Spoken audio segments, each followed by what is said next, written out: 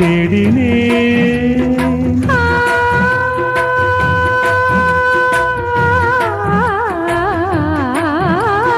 கண்ணென்னும் ஓடங்களில் கரை தேடி நான் ஓடினேன்.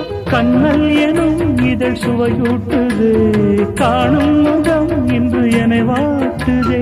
அண்மைகளில் சுகம் வளர்கின்றதே, உன்னில் தினம் உடல் கரைகின்றதே.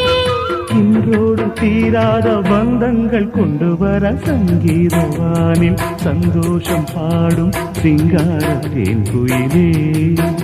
இந்த ஏகாந்த வேளையில் மௌனங்கள் தேடும் என் காதல் பூமையிலே.